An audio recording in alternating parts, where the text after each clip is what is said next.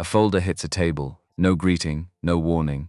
A man in scrubs straightens his coat, ready to walk away until two strangers block the hallway. He smiles first. Confidence. The kind built over 40 years of never once being questioned. Then he sees the badge.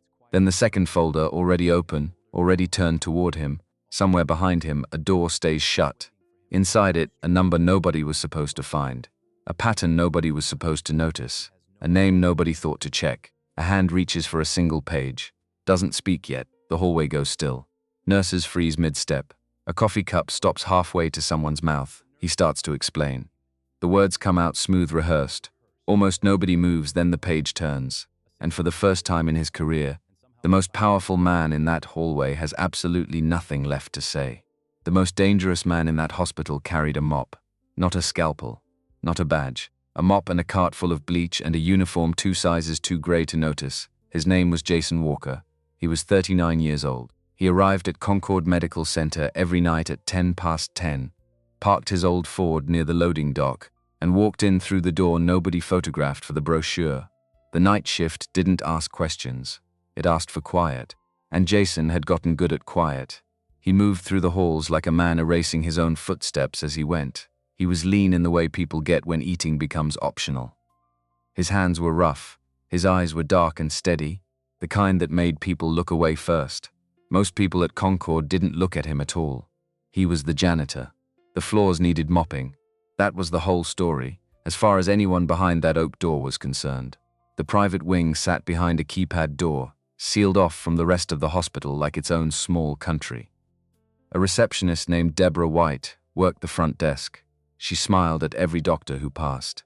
She looked through every janitor, every orderly, every cart pusher, like they were made of glass nobody had bothered to clean. The rooms past that door weren't hospital rooms. Not really. They had recessed lighting, framed prints on the walls, beds built by someone who understood that rich people don't stop being rich just because they're dying. Even the machines looked expensive. The IV poles were matte black. The monitors beeped softer here, a quieter alarm for quieter money. Jason figured that adjustment alone cost more than he made in a month. He'd cleaned these rooms for 2 years and 3 months. In that time, he'd learned something simple. Money didn't make sickness more dignified. It just made it quieter. Room 14 had been occupied for 6 weeks straight. Jason had never spoken to the patient inside.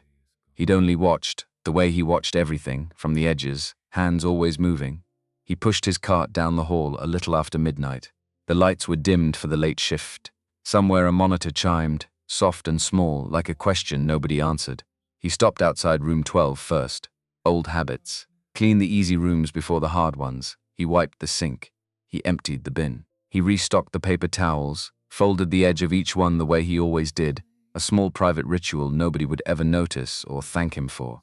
He didn't think about room 14 yet, but he would. Tonight he would. A pharmacy tech walked past him in the hall, nodded once, said nothing. That was the rhythm of this place. Nods instead of words, eyes instead of conversation. Jason had learned to read a hallway the way other men read a room full of strangers at a party. Who's tired? Who's hiding something? Who just got bad news and hasn't told their face yet? He liked the night shift if he was honest with himself. The day shift moved too fast, too loud, too full of people performing competence at each other. Nights were honest. Nights didn't pretend. He thought, not for the first time, that hospitals at night were the most truthful version of themselves. No visitors putting on brave faces. No administrators walking around with clipboards, checking boxes that made the building look good on paper.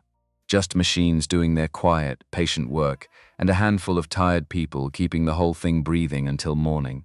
He passed the nurse's station. Carol Lee sat behind the desk, charting, glasses low on her nose. She was the charge nurse for this wing, sharp and tired in equal measure, the kind of woman who'd been doing this job long enough to know exactly how much energy each task deserved, and not 1 ounce more. Long one tonight? Jason asked, not really expecting an answer. Every night's a long one in here, Carol said without looking up. He smiled a little, kept moving. That was as close to friendship as the night shift allowed, and it was enough. A few feet down, 2 orderlies argued quietly about whose turn it was to restock the supply closet on the 3rd floor. Jason kept his head down and let the sound pass over him like weather. None of it was his business. He preferred it that way. Carol glanced up at him then, just for a second, the way she sometimes did when something on her mind needed somewhere else to go. "You ever think about how many people in this wing nobody actually looks at?" she asked. "Not just you. Half the staff on this floor. We're furniture with name tags. I've made peace with the furniture part," Jason said. "That's because you're stubborn," Carol said, and went back to her charting, though the corner of her mouth had moved slightly, the closest thing to a smile the night shift usually produced. He thought about his daughter for a second, the way he always did around midnight. Kimberly would be asleep by now. 9 years old, door cracked open because she didn't like full darkness. He'd checked on her before he left tonight, the way he checked every night. Like making sure a small fire hadn't gone out. He thought about the math of his life sometimes, late at night, when the hallways were quiet enough to let a thought finish itself. 11 years building a career, 4 years tearing it down to nothing, 2 years learning how to live inside what was left. He didn't resent the math anymore, mostly. He'd made peace with it the way you make peace with a scar, by deciding it was simply part of the shape of you now, not a wound waiting to be reopened. He pushed the cart forward. Room 14 sat at the end of the hall, door half open, light low inside. He hadn't gone in yet tonight. He would, just not yet. He took the long way around first, through the supply room, past the linen closet, restocking gloves and gowns out of habit more than necessity. It gave him a few extra minutes. He used those minutes to settle himself, the way some men used a cigarette break, except his habit didn't cost anything and didn't shorten his life. For now he cleaned. For now he was nobody. And nobody, Jason Walker had learned the hard way, sees more than anybody ever expects. He passed Eric King's office on the way, door shut, light off. The facilities manager kept regular hours, which meant he was rarely around to see what actually happened on the floors he managed. Jason had met him exactly 4 times in 2 years. Each time Eric had called him by the wrong shift number and moved on before Jason could correct him. He didn't take it personally. That was just how the org chart worked. Some people existed on paper. Others existed in the hallway at midnight, holding a mop. The two groups rarely overlapped, and when they did, it usually meant something had already gone wrong. He thought about that sometimes, the strange shape of a building like this one. 20 specialists upstairs, each with a parking spot and a nameplate. A receptionist who memorized faces by the cost of their coats, and underneath all of it, a thin layer of people who kept the place running and were never once asked what they noticed while they did it. He glanced at his watch. 12:40. Room 14 would still be quiet at this hour, the child asleep, the mother gone home for a few hours of rest she probably wouldn't take. He picked up his cart handle and started walking toward it, slow and unhurried, the way he walked toward everything in that building. He passed a window near the end of the hall, the city lights scattered out beyond the glass, mostly asleep too. He caught his own reflection for a second, gray uniform, tired eyes, a man who looked exactly like what his job title said he was. He let the reflection go and kept walking. Somewhere below him, an ambulance pulled into the bay, lights cutting silently through the dark, no siren this late.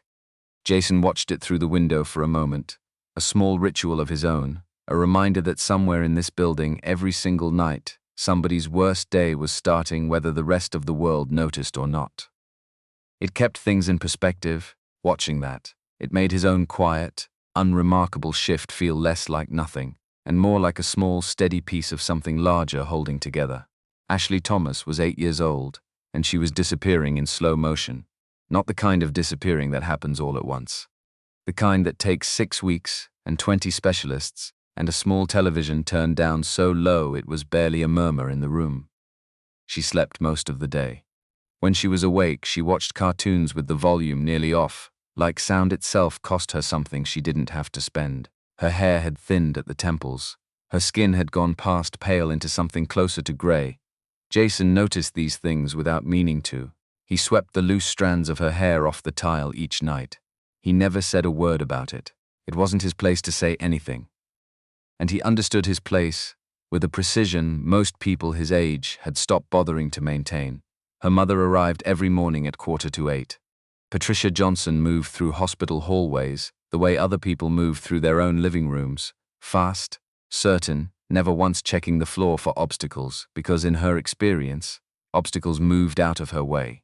She was 51, Silver threaded through dark hair pulled back tight, function over style. She was the founder and CEO of Johnson Pharmaceuticals, a company whose name sat on the side of buildings in 4 states. Business writers described her in language usually reserved for storms: focused, relentless, hard to predict and harder to stop. She spoke to doctors the way she probably spoke to her own board: clear, precise, expecting results to arrive on schedule, like packages. She did not speak to Jason. As far as she was concerned, the floors cleaned themselves. She hadn't always been like that, Jason suspected, watching her from the edges the way he watched everyone. Running a company the size of Johnson Pharmaceuticals probably taught a person to sort the world quickly into people who mattered to the outcome and people who didn't. He understood the logic, even if he'd ended up on the wrong side of it more often than he liked. He'd heard her on the phone once, door half open, voice dropped down to something almost gentle, telling someone on the other end that the board meeting could wait, that nothing on this earth was more important this week than her daughter's chart numbers. It was the only time he'd heard her sound like a mother instead of a CEO. And it had lasted exactly as long as the phone call. It wasn't cruelty, exactly. Jason had decided that a long time ago, watching women and men like Patricia move through buildings like his. It was something simpler and somehow harder to forgive. It was invisibility, applied so evenly across an entire class of people that it didn't even register as a choice anymore. He had stopped taking it personally years ago. Mostly the lead physician on Ashley's case was Dr. Thomas Jackson. He was 62, silver-haired, with deep-set eyes built for projecting concern. Trained at Sterling Medical Institute. Consulted at Ashford Medical Center. 17 published papers on pediatric metabolic disorders and a custom-tailored suit underneath every white coat he wore. Jason had noticed the suits early. He'd known plenty of doctors in his old life. The ones most invested in looking like doctors, he'd learned, were sometimes the least interested in actually being one. Dr. Jackson led a team of 20 specialists with the kind of authority a man earns once and then spends for the rest of his career. He spoke to Patricia every morning, every evening, voice low and grave.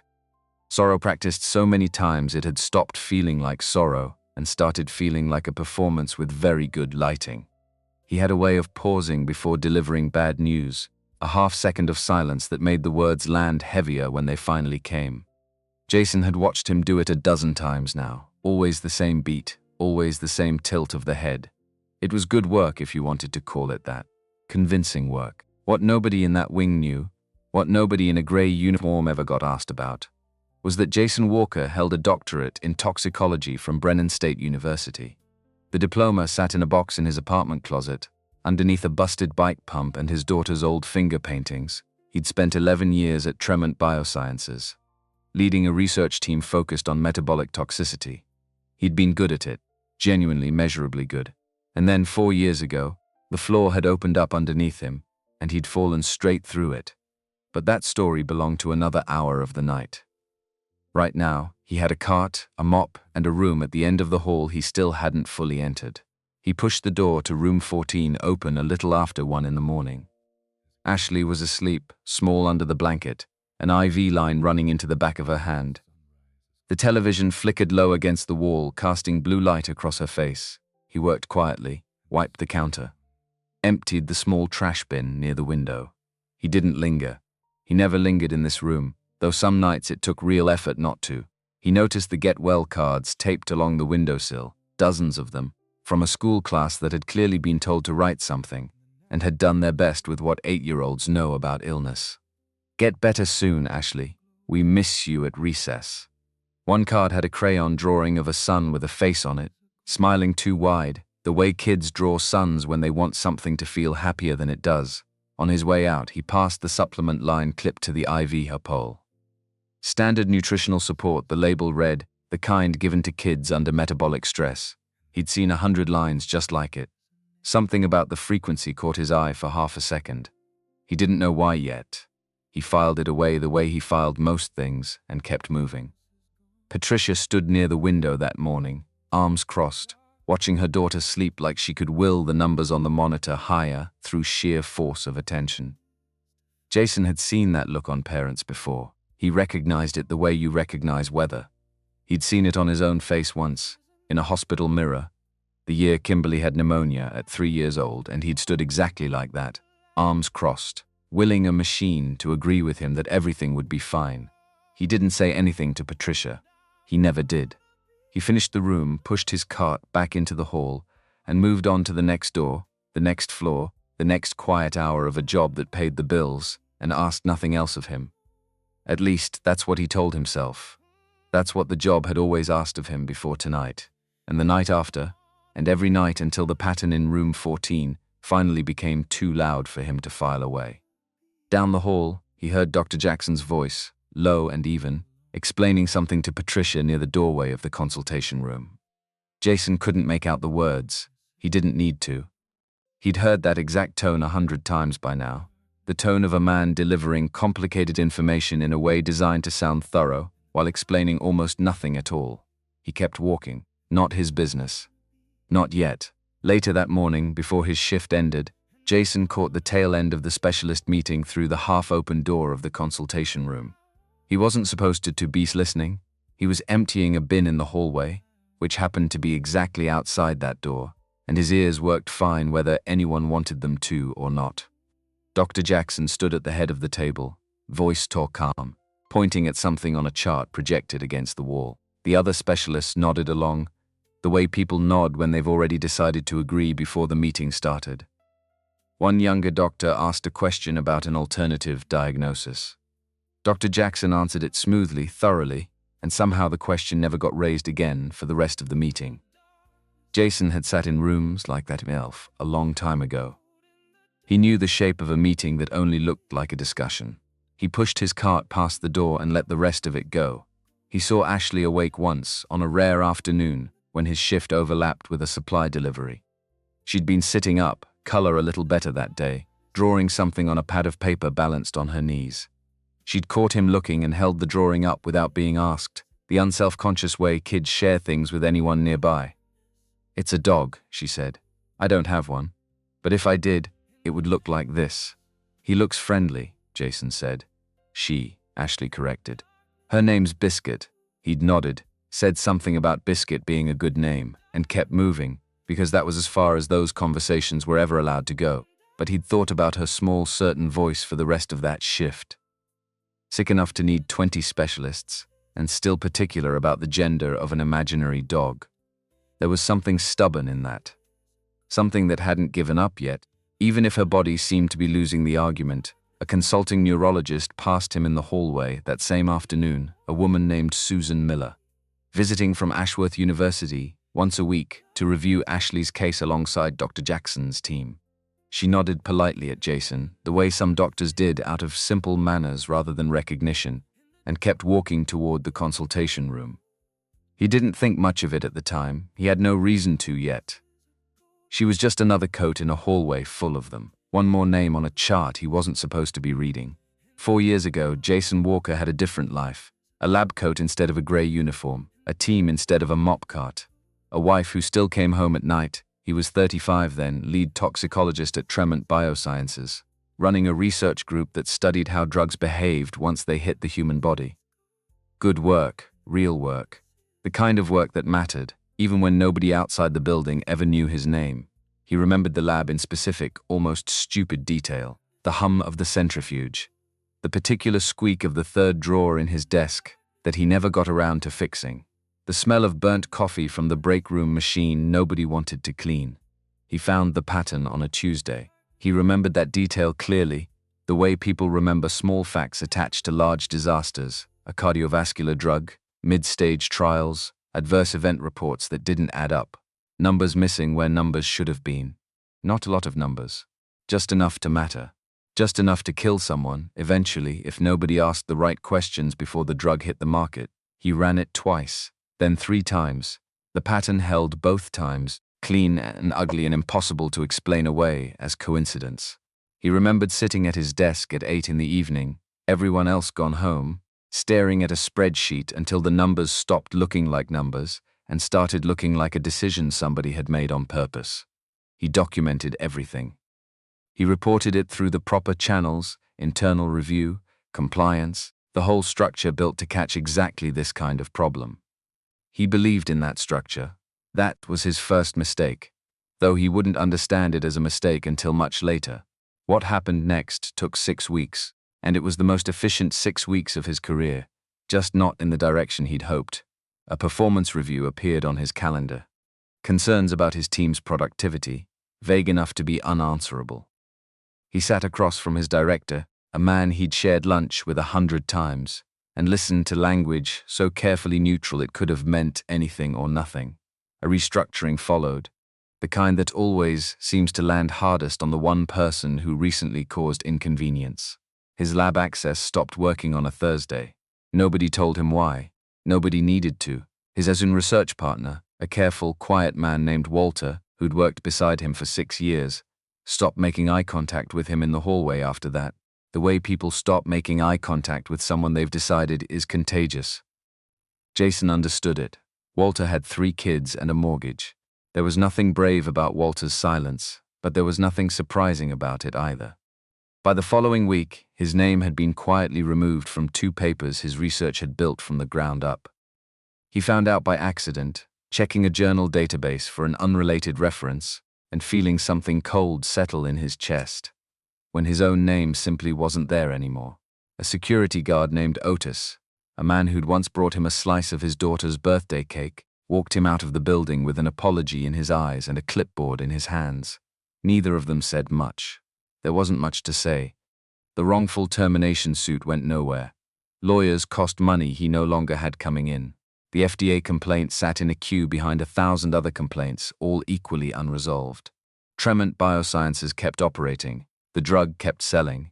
Life, for everyone except Jason, kept moving forward on schedule. His wife left 8 months later. He didn't blame her, not entirely. A man with no income and a lawsuit going nowhere wasn't the future she'd signed up for. And she said as much, more kindly than she had to. He remembered the last real conversation they had, sitting at the same kitchen table, where he now ate cereal with his daughter. She hadn't been angry. That was the part that stayed with him. She just looked tired in a way that had nothing to do with sleep. Kimberly was 5 years old when her mother packed 2 suitcases and left them on a Sunday morning that smelled like rain. Jason remembered standing in the doorway, holding his daughter's hand, watching a car pull out of a driveway he could no longer afford to keep much longer. He found the cleaning job through a staffing agency 2 years after that. He took it for the same reason he'd taken every job in between. It kept the lights on. It kept Kimberly fed. It kept the after-school program paid through the end of each month, which was its own small, exhausting miracle. He didn't tell anyone at Concord about the doctorate. There was no form for that, no box to check, just a uniform, a name tag, and a job description that didn't have room for who he used to be.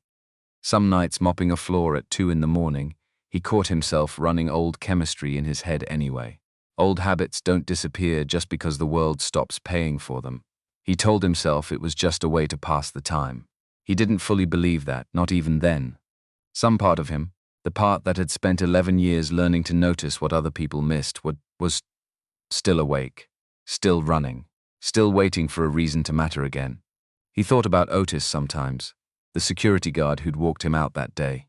Otis had retired the following year, and Jason had heard, secondhand, that he'd mentioned the walkout to nobody, not even his own wife, because it had bothered him more than he knew how to explain.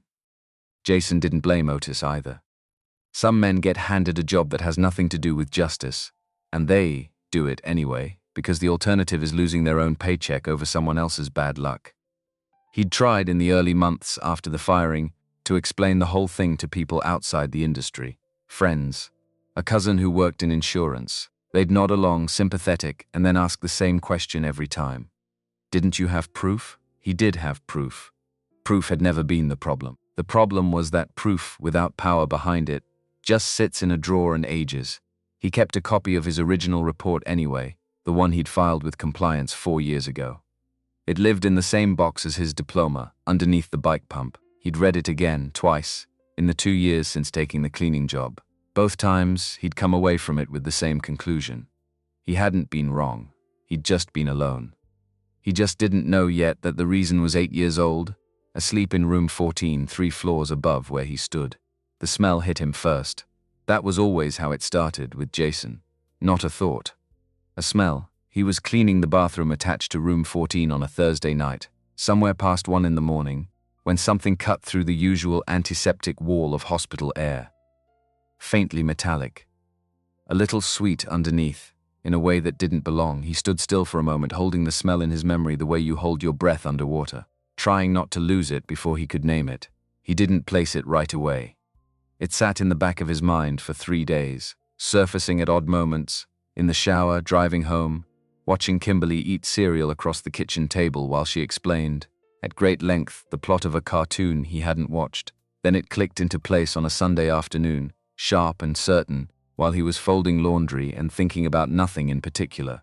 Dimethyl sulfoxide, a penetration enhancer, used in pharmaceutical compounding to push active compounds through skin and tissue faster than they'd travel on their own. By itself, that meant nothing. Plenty of legitimate compounds used it. But in a room where a child had been on a daily IV protocol for 6 weeks, adjusted 4 separate times with zero improvement to show for any of it, it meant something else entirely. He filed it away. He said nothing. He went back to work, because that was the job, and the job didn't include opinions about medicine. He wasn't licensed to practice anymore.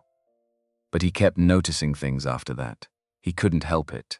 His brain had been built, trained, paid to catch irregularities for 11 years, and apparently nobody had ever explained to it that the paychecks had stopped.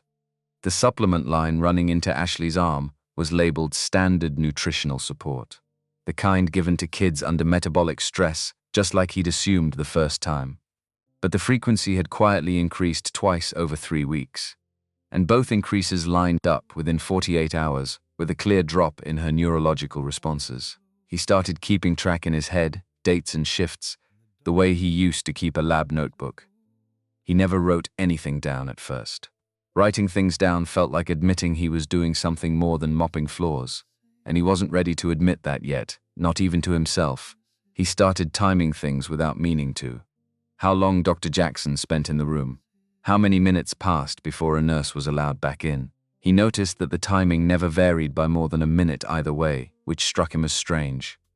Real medical assessments had a rhythm to them, sure, but they also had variation, because patients varied and findings varied, and a careful doctor adjusted his pace to what he found in front of him. Dr. Jackson's pace never adjusted. It just repeated, clean and identical, like a man following a recipe rather than practicing medicine. The nurses noted the drops in their charts. Nobody noted the timing. Dr. Jackson adjusted the protocol each time, attributed the decline to disease progression, and 20 specialists nodded along. Because Dr. Jackson had 17 published papers and a reputation that did most of the talking for him, Jason didn't nod. He started watching Dr. Jackson differently after that.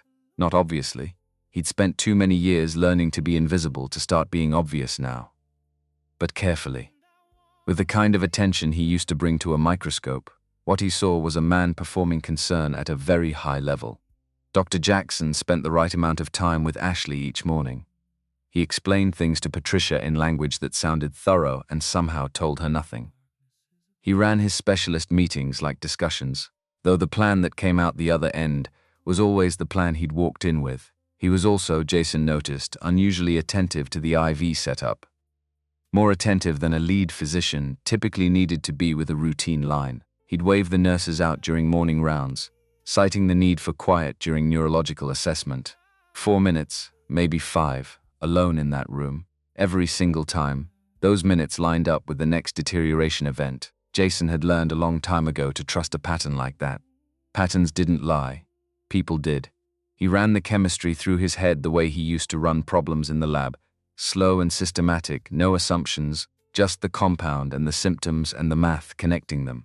A drug capable of producing exactly this picture, delivered through an IV line, undetectable on a standard pediatric toxicology screen if the dose stayed low enough. He narrowed it down to a handful of candidates that fit part of the pattern.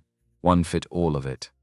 The fit was clean enough that his chest went tight, the kind of tight that had nothing to do with the late hour, or the cold cup of coffee sitting forgotten by his elbow.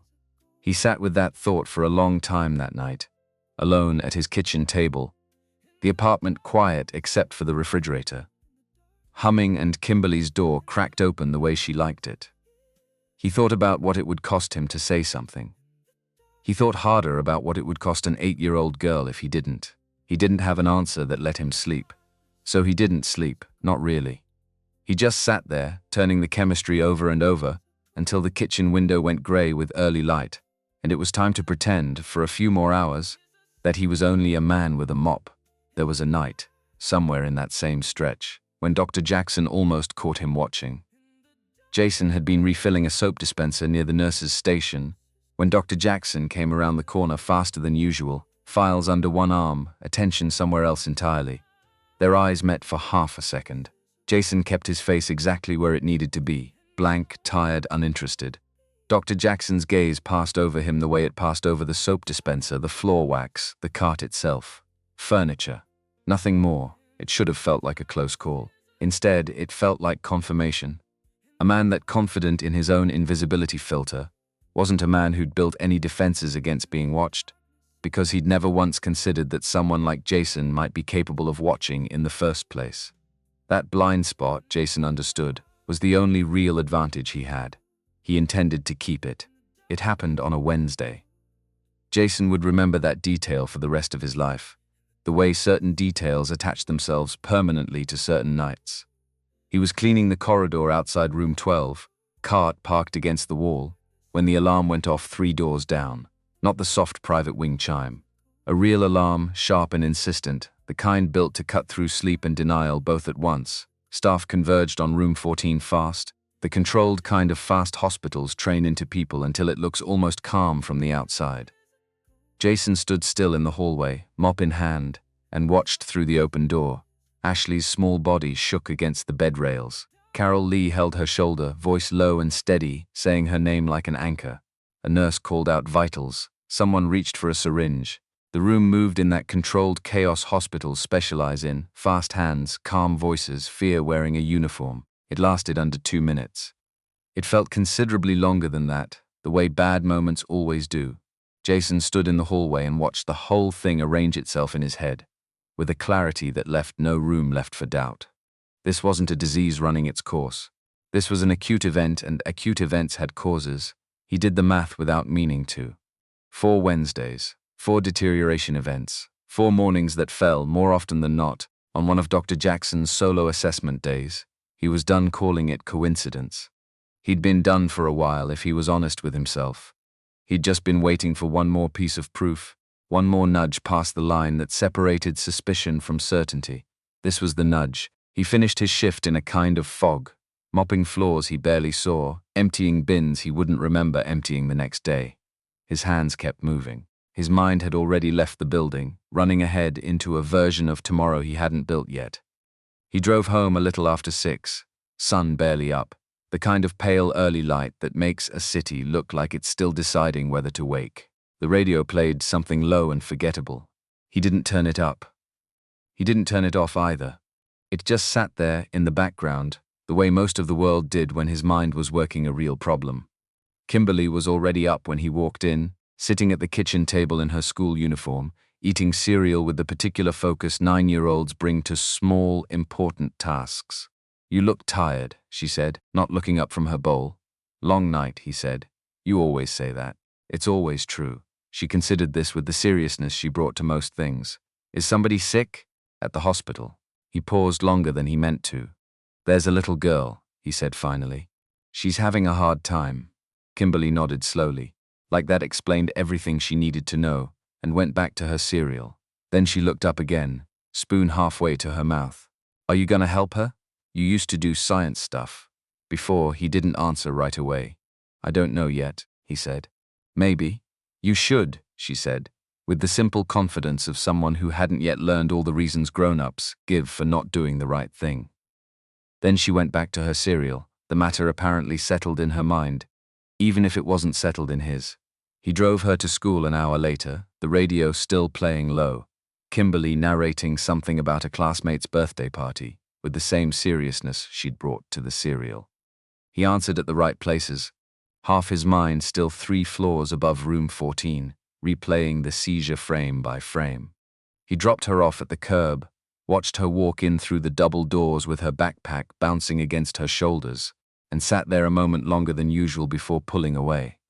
There was a version of his life where none of this concerned him. Clock in, clean, clock out, collect a paycheck, keep his daughter fed. That version had felt like enough for 2 years. It didn't feel like enough anymore, sitting in his car outside an elementary school, knowing exactly what kind of chemistry was probably running through a sick child's veins 3 miles away. He watched her for a second longer than necessary, struck, the way he sometimes was, by how much trust a child puts into the people who feed them breakfast. He didn't sleep that day. He told himself he would, lay down for an hour, stared at the ceiling instead. His mind kept circling the same shape, over and over, refusing to let go. A compound, a delivery method, a man with the access and the opportunity and, somewhere underneath all those published papers, a reason Jason hadn't found yet but knew was there. Men didn't risk what Dr. Jackson was risking for nothing. There was always a reason. He just had to find it. By the time the sun dropped low again and it was time to put the gray uniform back on, Jason Walker had made a decision. He wasn't sure yet how he'd act on it. He wasn't sure who would listen, or whether anyone would. But he knew he couldn't keep filing this away. Not anymore. Not after watching a small body shake against a hospital bed, while 20 specialists called it progression and one tired charge nurse held her shoulder and said her name like a promise. He clocked in at 10 past 10 that night. Same as always. He pushed his cart down the same hallway, past the same keypad door, past Deborah White's careful smile reserved for people in white coats. But something in him had shifted, quiet and permanent, the way a lock shifts open after years of sitting still. He didn't know yet what it would cost him to say what he knew. He thought about his old director at Tremont, the careful neutral language, the way silence had cost him everything anyway, even when he'd done the responsible thing and reported through the proper channel. He'd learned a hard lesson from that, one he hadn't fully understood until just now, standing in a hallway with a mop in his hand. The proper channel hadn't failed him because he'd done something wrong. It had failed him because the people running it had more to protect than he did. This time, he told himself, he wasn't going to make the same mistake of believing a system would do the right thing, simply because the right thing was obvious. This time, before he said a word to anyone with authority over his paycheck, he was going to make sure he had something nobody could talk their way around. Not a feeling, not a hunch. Something with weight to it, the kind of weight that didn't care whose name was on the door. He pushed his cart down the hall, past room 14, where Ashley slept under the blue flicker of a television turned down too low to matter. He didn't go in yet. He'd come back later, the way he always did. For now he had to do that had nothing to do with mopping floors, and everything to do with the 11 years he'd spent learning exactly how to find what other people had been trained, paid, and trusted not to see. Jason waited 3 days before he said anything to anyone. 3 days of watching, timing, running numbers in his head while he emptied bins and refilled soap dispensers, like nothing in the world had changed. Those 3 days felt longer than most months he'd lived through. He kept replaying the seizure in his mind, the small body shaking against the rails, Carol's voice low and steady, saying Ashley's name like an anchor thrown into rough water. He kept thinking about how close he'd come to doing nothing at all, simply because doing something felt impossible to survive. He picked Carol Lee first. Out of everyone in that wing, she was the one who'd actually looked at him like a person, more than once, over 2 years of midnight small talk. If anyone was going to listen, it would be her. Carol had been a nurse for over 20 years, most of them spent in wings exactly like this one, full of money and machines and families who expected miracles delivered on a schedule. She'd told Jason once, half joking, that the private wing paid better, but asked for more silence in return.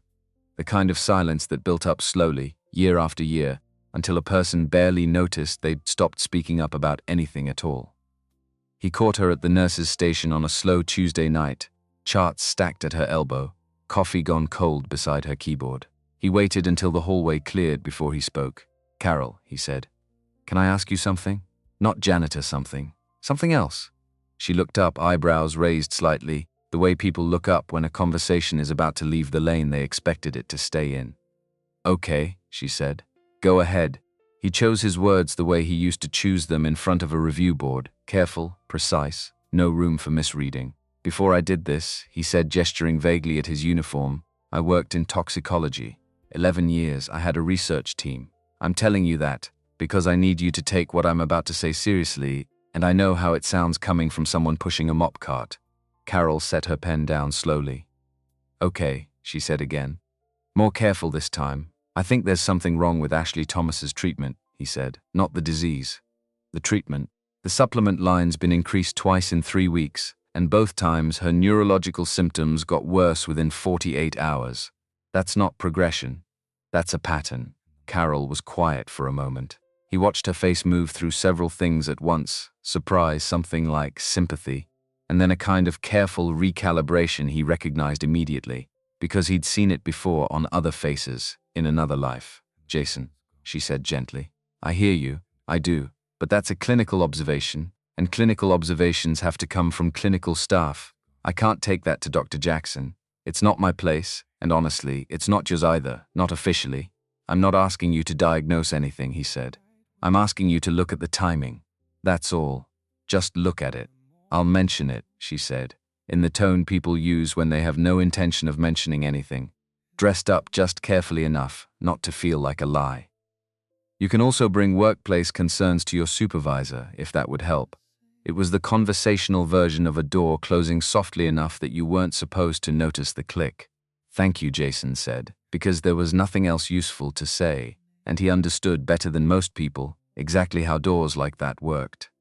He'd watched one close on him once before, slowly over 6 weeks, dressed up as a performance review. He went back to his cart. He didn't blame her. She had a job to protect too, and a license that meant something, and neither of those things belonged to him anymore. But he'd expected this. It didn't make it easier. It just confirmed something he already knew, walking back down that hallway with his cart wheels squeaking against the tile. The system in this building worked exactly the way the system at Tremont Biosciences had worked. It listened to credentials first, and evidence second, if at all. He thought about Ashley's drawing of the imaginary dog, the certainty in her small voice. He thought about how nobody in this building was paying that same kind of attention to her actual chart, the actual numbers, the actual pattern sitting right there in plain sight for anyone willing to look at it sideways instead of straight on. He cleaned the rest of his shift in silence, the way he always did, except the silence felt different that night. Heavier. Like something building pressure behind a door that hadn't opened yet. Carol watched him go, and for a moment, something crossed her face that looked almost like doubt about her own answer. She glanced down at Ashley's chart, sitting in its slot at the station, and her hand hovered near it for a second before she pulled it back. She didn't call him back. She picked her pen back up instead, and went back to her charting, the way 2 years of training had taught her to handle uncertainty that wasn't hers to solve. He clocked out at 6 the next morning, with the same conclusion he'd started the shift with. If this was going to move forward at all, it would have to move forward through someone with more letters after their name than a charge nurse's badge could offer. He sat in his car for a minute, before starting the engine, hands resting on the wheel, replaying the conversation with Carol one more time. He didn't fault her logic. Clinical observations did belong to clinical staff. That was a fair rule in a hospital that functioned the way it was supposed to function. The problem was, this hospital wasn't functioning the way it was supposed to. Fair rules only protected people when the system enforcing them was honest in the first place. He thought, briefly, of trying Eric King directly, going through the front door of the chain of command instead of around it. He decided against it almost immediately. Eric barely remembered his shift number. He wasn't going to remember a chemistry lecture from the night janitor either, not without something he could point to. There was one more name on his short list. A neurologist who seemed to operate just slightly outside Dr. Jackson's orbit, the way certain people in any organization managed to keep 1 foot out the group without anyone quite noticing how they pulled it off. Susan Miller came in once a week from Ashworth University. A tall woman in her 50s with sharp eyes and a reputation among the nurses for asking the kind of questions other specialists preferred to leave alone. She'd built her career on second opinions, the quiet kind of authority that comes from being right, often enough that people stopped arguing with her, even when they didn't fully agree. Jason had watched her for 2 weeks before he ever spoke to her. She arrived every Thursday at exactly 11, reviewed Ashley's chart alone in a small side office before joining the larger team, and asked questions during meetings that occasionally made Dr. Jackson pause half a second longer than he paused for anyone else. That half second told Jason something. Whatever quiet authority Susan Miller carried, Dr. Jackson respected it enough to be careful around it. That made her either the best chance Jason had left, or the most dangerous person to approach wrong. He decided the risk was worth it either way. She'd noticed Jason before, briefly, the polite nod doctors give people they don't fully register, but don't want to seem rude toward either. He'd noticed her too, in the way he noticed most clinical staff, filing small details away without quite knowing why he was keeping them. Jason caught her alone in the corridor on a Thursday afternoon, between her consultation and the elevator, the only stretch of hallway in that building where nobody else happened to be standing. "Dr. Miller," he said. "Can I have 30 seconds? She slowed, looked at him properly for the first time, taking in the uniform, and then, a beat later, something in his face that didn't match the uniform at all. "I'm listening," she said. He gave her exactly what he'd give a peer reviewer. Name, background. 2 precise sentences carrying the entire weight of his hypothesis. "I have a doctorate in toxicology from Brennan State. I used to run a research team at Tremont Biosciences. I believe Ashley Thomas is being administered a compound that's producing her neurological symptoms, and I believe the timing lines up with Dr. Jackson's solo assessments." Susan Miller's expression moved through 3 distinct stages, the way Jason had learned to read faces, moving through exactly that sequence over years of delivering inconvenient findings to people who outranked him. First, surprise. Then, something close to genuine interest, the look of a clinician who hadn't ruled out an unconventional explanation simply because it came from an unconventional source. Then, the third stage, slower and heavier than the first 2, a visible recalculation as her eyes dropped, just briefly, to the gray uniform and back up again. "That's a serious claim," she said carefully. "I'd need to review the protocol myself before I could say anything about it." "That's all I'm asking," Jason said. "Just look at the timing. I'll review it," she said, and for half a second he believed her. Then she glanced toward the consultation room, where Dr. Jackson's voice carried faintly through the door, and her shoulders dropped slightly, the look of someone who'd just remembered exactly whose meeting she was about to walk back into. He watched that shift happen in real time, and something in him recognized it instantly, because he'd felt the same shift himself once, years earlier, standing outside his own director's office, rehearsing words he was about to soften before he ever said them out loud. "Thank you," Jason said, because that was the only useful thing left to say. She walked away toward the elevator. He watched her go and understood, from the way her pace picked up, slightly near the end, that she had no real plan to look at anything. Not because she didn't believe him, not entirely, because believing him meant standing against a man with 17 published papers and a room full of specialists who already deferred to him on instinct. He understood that calculation. He'd made similar ones himself, once, before he'd learned the hard way what those calculations cost the people on the other end of them. He went back to his cart, pushed it toward the supply closet, and stood there for a moment longer than necessary, hand resting on the handle, doing the math on how many doors he had left to knock on inside this building. The answer, he realized, was none. He'd run out of doors that belonged to other people.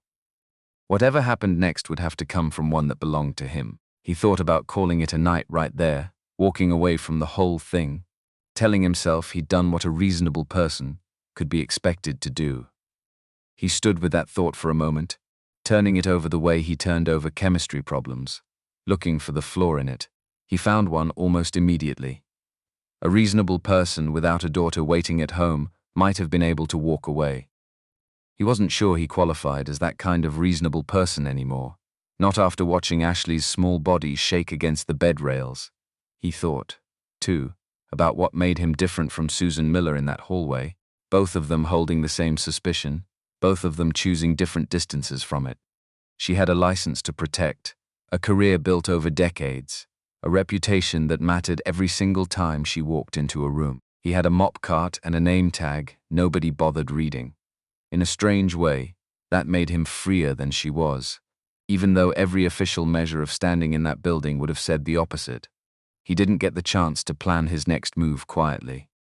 By the following afternoon, word had already traveled somewhere it shouldn't have, faster than he expected, in a direction he hadn't anticipated. Jason was called into Eric King's office the next afternoon, an hour before his shift officially started, which was never a good sign in any building with a chain of command. He'd seen the summons coming, in a vague way, the moment Susan Miller's pace had picked up near that elevator. He just hadn't expected it to move this fast.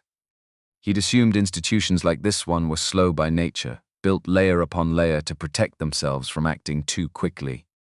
He was about to learn they could move with surprising speed when the right person decided something needed handling. What he hadn't seen, because nobody in his position was ever meant to see it, was a brief exchange that had taken place the evening before, near the elevator bank on the administrative floor.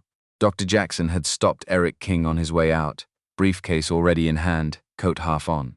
"Got a minute?" he'd asked, in the easy, unhurried tone of a man who never needed to ask twice. Eric had nodded, the way most people nodded at Dr. Jackson, automatically, before fully registering the question. "One of your night staff," Dr. Jackson said. "Cleaning crew. Tall fellow, works the private wing. He's been cornering my consulting physicians with theories about Ashley Thomas's treatment. Yesterday, it was Dr. Miller. Apparently, he's got some kind of background he likes to mention. Very persuasive about it, too." He'd paused there, the same practiced half-second pause he used with grieving parents, before adding, almost gently, "I'm not trying to get the man fired. I just worry about boundaries in a wing this sensitive. A confused employee with a chip on his shoulder can do real damage to a family already going through enough." Eric had said he'd look into it. Dr. Jackson had thanked him, patted his shoulder once, and walked toward the elevator without waiting for anything further, the way men do when they already know the conversation has landed exactly where they wanted it to land. It hadn't taken much. A man like Dr. Jackson didn't need evidence to plant a seed. He only needed a tone of voice and the right kind of credibility, and credibility was the one thing he'd never once been short on in this building. He'd framed it as concern, the same way he framed everything, careful enough that nobody listening would ever think to ask why a lead physician was personally tracking the behavior of a janitor. Eric had simply filed it under things to watch for, never once stopping to ask himself why a man with Dr. Jackson's schedule would take 10 minutes out of his evening to flag a cleaning employee, unless something behind that flag mattered to him personally. Eric sat behind a desk too small for the amount of paperwork stacked on it, a compact, perpetually tired man who looked like he'd rather be doing almost anything else. He didn't ask Jason to sit down. A complaint came in, Eric said, not looking up from a printed memo in his hand, regarding inappropriate conduct toward medical staff. Specifically, approaching clinical personnel about patient care matters outside your role. Jason kept his voice level. "Who filed it?" "Doesn't matter who filed it," Eric said. "What matters is it's documented now, and I've been told to make sure it doesn't happen again." Jason had a guess about who'd filed it anyway. He didn't say the guess out loud. Saying it out loud would only confirm, to whoever was watching this conversation unfold, exactly how close he'd gotten to noticing something. "I understand," Jason said. "Any further contact with medical staff about patient matters," Eric continued, "and we're having a different conversation, one with HR in the room." "I understand," Jason said again, because there was nothing to gain from arguing with a man who clearly hadn't been given the choice to disagree either. Eric set the memo down and finally looked at him properly, something close to discomfort crossing his face. "Look," he said, quieter now, off the script for a second. "I don't know what's going on here. I don't need to know. I just need you to keep your head down until this blows over. That's all I'm asking." "Can I ask you something?" Jason said. Eric hesitated, then nodded once. "Did the complaint come from Dr. Jackson?" Eric's jaw tightened slightly. He didn't answer right away, which was, in its own way, an answer. "I can't discuss who filed it," he said finally. "I told you that." "You did," Jason said. "I appreciate you not lying to me about it twice." A look crossed Eric's face that might have been respect, or might have just been discomfort, the look of a man who suspected for the first time that he might be standing on the wrong side of something. He didn't say anything else. Neither did Jason. There wasn't anything left worth saying in that small office. Jason nodded and turned to leave. Neither of them said anything about whether he was right. That was the part that stayed with him longest, walking out of that office, not the warning itself. The silence sitting underneath it, the silence of two men who both suspected something was true, and had agreed. without quite saying so, not to find out. He clocked in for his shift 20 minutes later, pushed his cart down the hallway, and felt the weight of the warning settle into his shoulders like a coat, 2 sizes, too heavy. He thought about Walter, his old research partner at Tremont, the eye contact that had stopped happening after the restructuring began. He understood now, in a way he hadn't fully understood then, how fast an institution could turn a person into a liability simply by deciding they were one out loud, regardless of whether anything they'd said was true. He passed room 14 on his rounds that night. Ashley was asleep, the television flickering low, the get well card still taped along the windowsill, the crayon sun still smiling too wide. He didn't go in. He stood in the doorway for a moment, looking at the small shape of her under the blanket, and felt something settle in his chest that had nothing to do with fear. He'd been warned. He understood the warning completely. He also understood, with a clarity that surprised him slightly, that the warning didn't actually change what he was going to do next. It only changed how carefully he was going to do it. If the front door was closed, and it clearly was, then he'd build his own way in. Quietly. Methodically. The way he used to build every piece of evidence that mattered, back when evidence still meant something to the people he handed it to. He finished his shift, drove home as the sun came up, and stopped at a scientific supply store on the way, a small shop he'd passed 100 times, without ever once needing what it sold. He stood in the parking lot for a moment before going in, weighing exactly how much he was about to commit himself to, and then walked through the door anyway. The store smelled like dust and old cardboard, shelves stacked with telescopes and rock collections, and the kind of beginner science kits parents bought for kids who liked dinosaurs more than sports. The cashier, a teenager who barely looked up from his phone, rang up the chemistry kit without a single question, about why a grown man in work boots needed one. He bought a basic chemistry kit, the kind built for advanced high school classrooms, paid for with money he hadn't planned on spending, and carried it to his car like it was something fragile. He didn't know yet exactly how much that small cardboard box was about to cost him, or how much it was about to give back. It happened again 4 nights later. A second seizure, shorter than the first but no less frightening, caught Jason mid-shift as he passed room 14 with an armful of fresh linens. He heard Carol's voice first, sharp and urgent, calling for assistance before the alarm even finished its first cycle. He set the linens down against the wall and stood at the doorway, the same useless, helpless position he'd stood in before, watching staff move fast around a small, shaking body while machines screamed numbers nobody outside the room could fully interpret. Patricia arrived 11 minutes later, hair still damp from a shower cut short, face arranged into the forced calm people put on when falling apart isn't an option yet.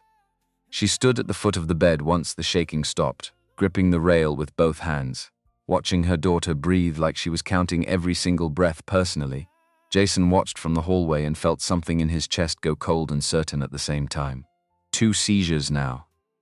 2 Wednesdays, 4 weeks apart by his count, each one trailing a fresh round of dosage increases that nobody upstream of this hallway seemed willing to question.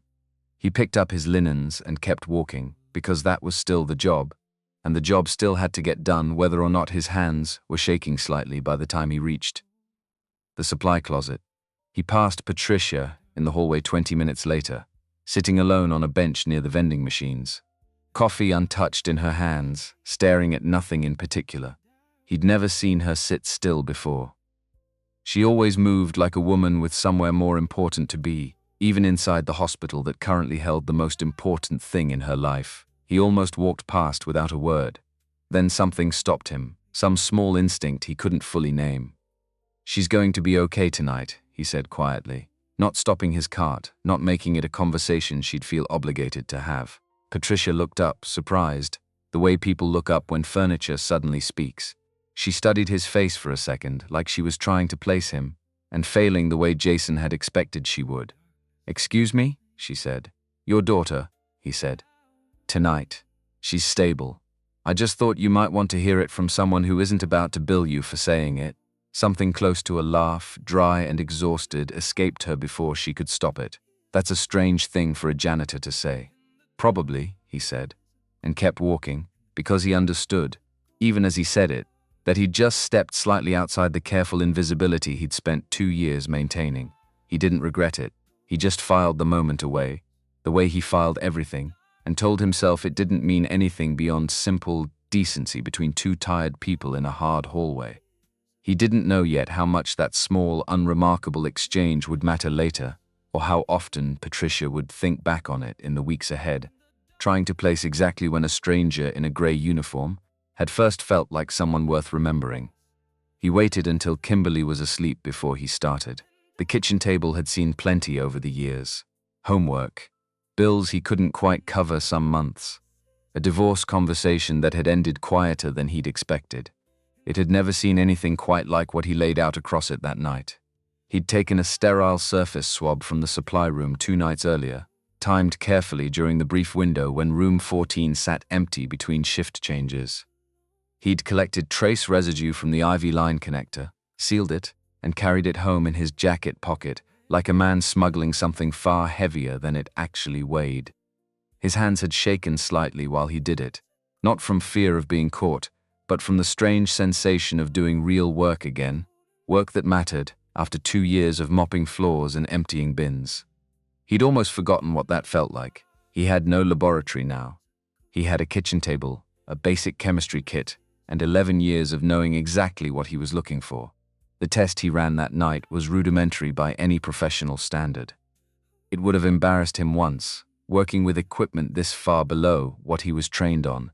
He set up the reagents carefully, laying out each step the way he used to demonstrate procedures to new graduate students, narrating quietly to himself, partly to keep his hands steady, and partly because the apartment felt too quiet otherwise. The lamp over the table cast a small yellow circle of light. Everything outside that circle stayed dark and still.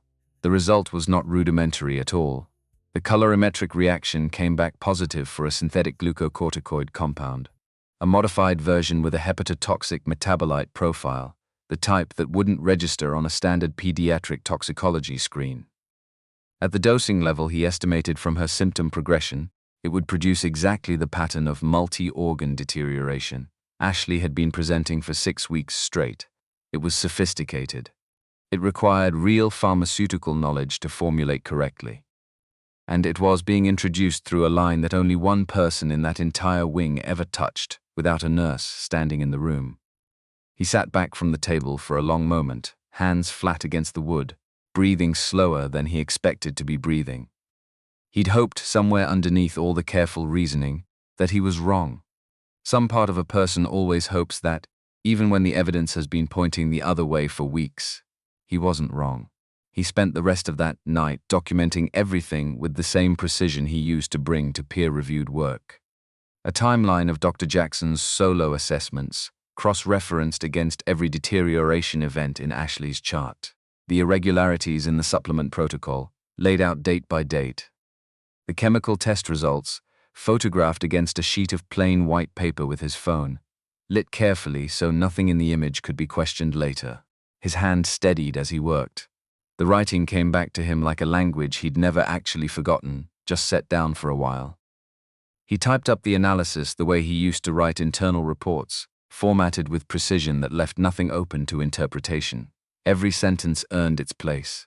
Every claim carried a number behind it. He stopped once, around 2 in the morning, to check on Kimberly. She was asleep, blanket kicked half off, one arm hanging over the edge of the bed the way it always did. He pulled the blanket back up without waking her and stood in the doorway a moment.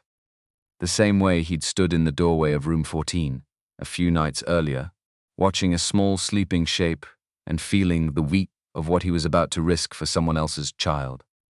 On the second night, he pulled the facility's access records for room 14, something he had legitimate reason to view for scheduling purposes, and confirmed the pattern in plain numbers instead of memory. 41 solo accesses. 41 over 6 weeks, far more than a lead physician typically needed for routine oversight of a single case.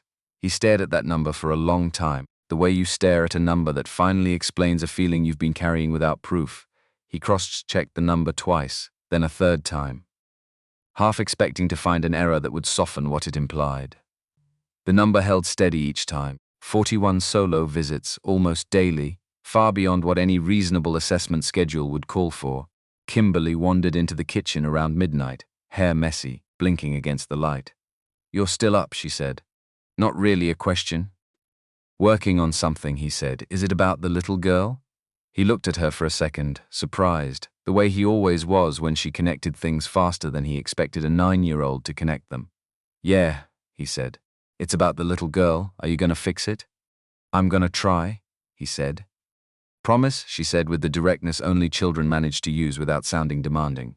He hesitated, because he'd learned a long time ago not to make promises he couldn't fully control. "I'm gonna do everything I know how to do," he said instead. "That's the most honest promise I can give you right now." She considered this answer with the same seriousness she brought to most things, then nodded, apparently satisfied with honesty over certainty. She got a glass of water and went back to bed without another word, leaving him alone with the documents spread across the table and a number that wouldn't leave his head, 41. He wrote it at the top of his summary, underlined it twice, and kept working until the sky outside the window went from black to that pale early gray that meant morning had arrived whether he was ready for it or not. He had the chemistry, he had the timeline, he had access records that any reasonable person would find difficult to explain away as routine. What he didn't have yet was the one piece that would turn suspicion into something a prosecutor could actually use. A reason. A motive heavy enough to explain why a man with Dr. Jackson's reputation would risk everything he'd spent 40 years building. He closed his laptop a little after 6, rubbed his eyes, and decided he wasn't done yet. Not even close. He spent the next night doing something closer to research than chemistry, sitting in the same chair, same kitchen table, same low lamp casting a small circle of light against the dark. He started with the basics. Public filings, conference appearances, the long, polished trail of credentials that made up Dr. Jackson's professional life on paper. He read through most of it twice, looking for the kind of inconsistency that only shows up once you already suspect something is wrong.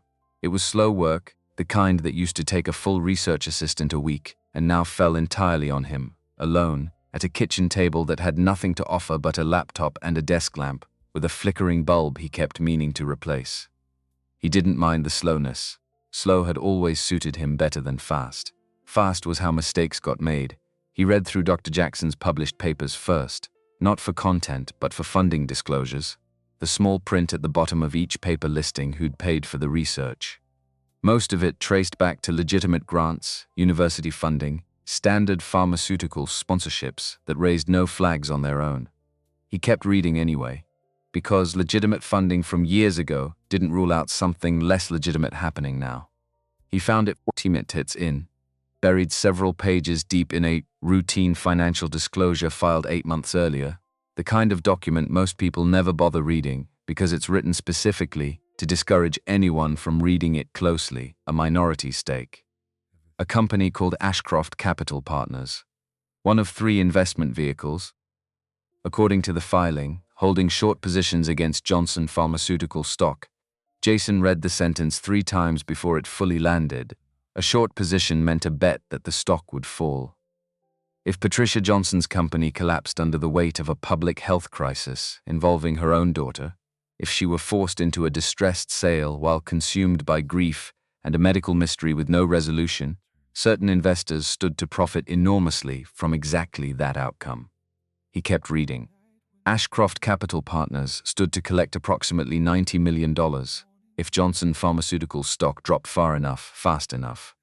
Dr. Jackson's minority stake meant he stood to collect a meaningful slice of that $90 million, a number large enough to explain almost any risk a man might be willing to take. He searched for Ashcroft Capital Partners directly after that, looking for anything public about who ran the fund, who else had invested alongside Dr. Jackson, whether this was a pattern he'd repeated before with other patients in other hospitals. He found very little. The fund kept a deliberately low profile, registered through a chain of holding companies that made tracing individual stakes difficult for anyone without subpoena power. That, in itself, told him something. Legitimate investments rarely needed that many layers of paper between the money and the man holding it. Jason sat back from the laptop and stared at the number for a long time, the kind of stillness that comes after a piece of a puzzle finally clicks into a shape you didn't want to see completed.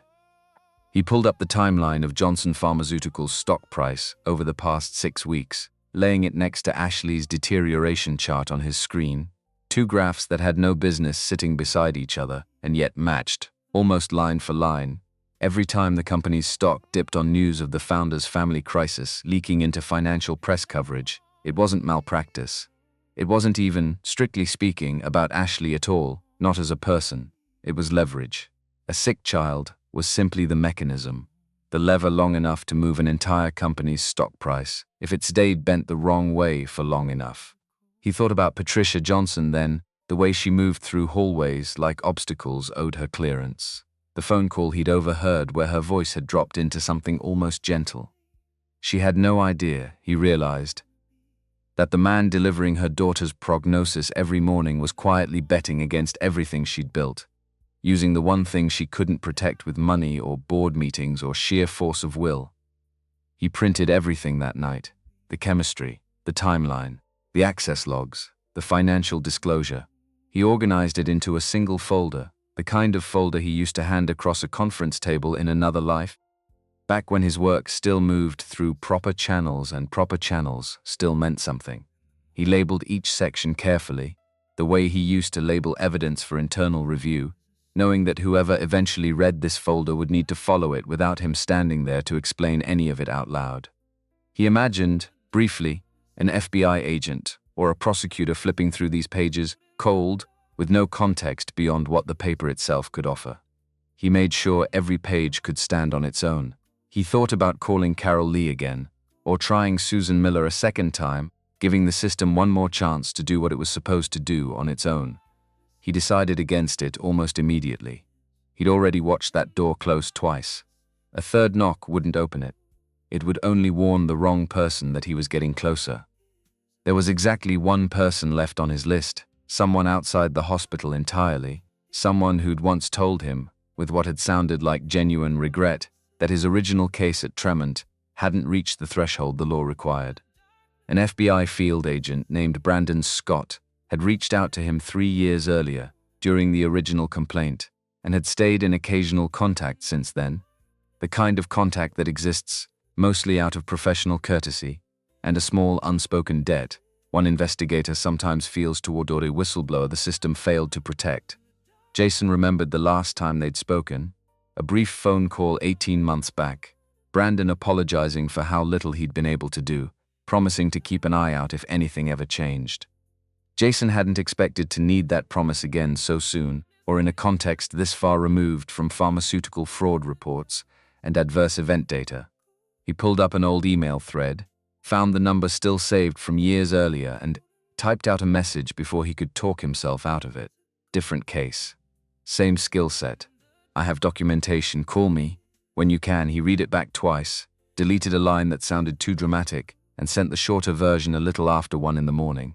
He set his phone on the table beside the folder and sat there in the quiet kitchen, listening to the refrigerator hum, waiting to see whether anyone in a position of actual power was finally going to believe what a janitor had spent 3 sleep nights proving with his own 2 hands.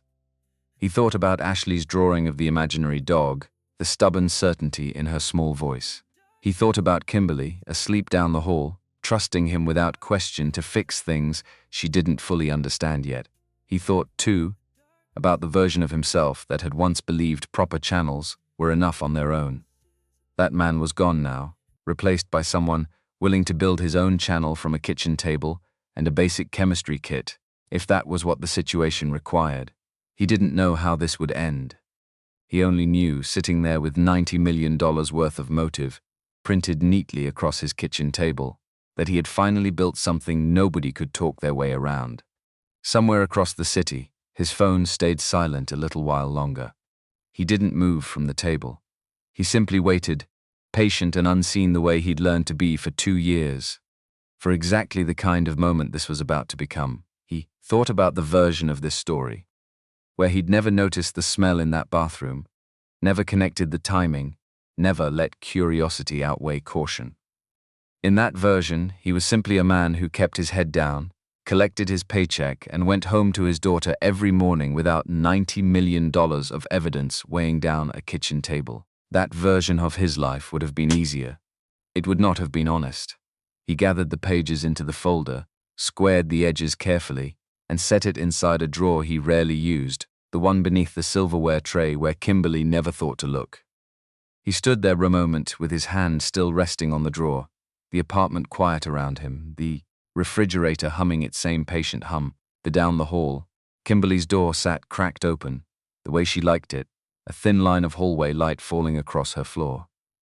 He stood in that light for a second, listening to her breathe, steady and even, untroubled by anything her father had spent the last 3 nights uncovering. Whatever came next, he intended to make sure it never touched her. He closed the drawer, turned off the kitchen lamp, and sat back down at the table one last time, waiting for a phone that hadn't rung yet, and somehow already certain that it would. The phone rang at 3:15 in the morning, loud enough in the quiet kitchen to make Jason's whole body flinch. Before his mind caught up to what was happening, he'd fallen asleep sitting up, head against the wall behind him, the folder still resting on the table where he'd left it. He grabbed the phone before the second ring finished. "Jason Walker," he said, voice rough with sleep he hadn't meant to fall into. "It's Brandon Scott." The voice on the other end said, "Sorry for the hour. I read your message 3 times before I believed I was reading it right." Jason sat up straighter, sleep gone instantly, replaced by the same focused stillness he used to bring to early morning lab results. "You believe it?" "I believe you have something," Brandon said carefully. "Whether it holds up is a different question, and I'm not going to pretend otherwise. But you don't send a message like that unless you've got more than a feeling behind it. Walk me through it."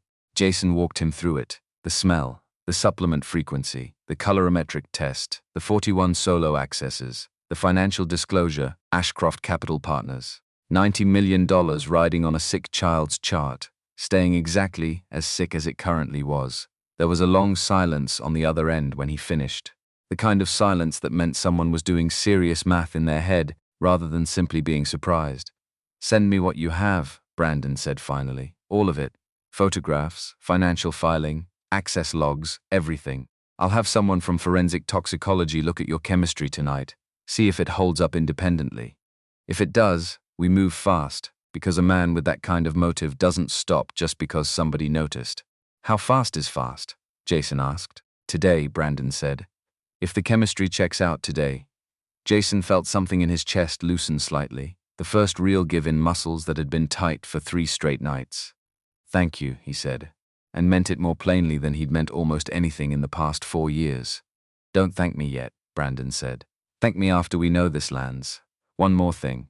Does the mother know any of this?" "Not yet. She needs to," Brandon said. "If this moves today, she's going to be standing in the middle of it, whether she's prepared or not. Better she hears it from you first than from federal agents showing up at her daughter's hospital room."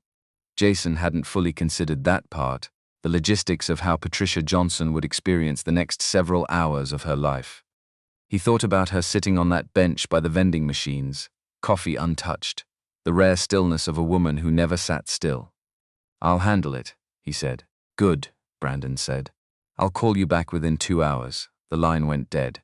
Jason sat at the kitchen table for a moment longer, phone still in his hand, the apartment dark except for the small lamp casting its narrow circle of light. He scanned every document into his phone, attached them carefully, and sent them off into whatever process happened next, somewhere outside his control for the first time in 3 nights. He didn't sleep.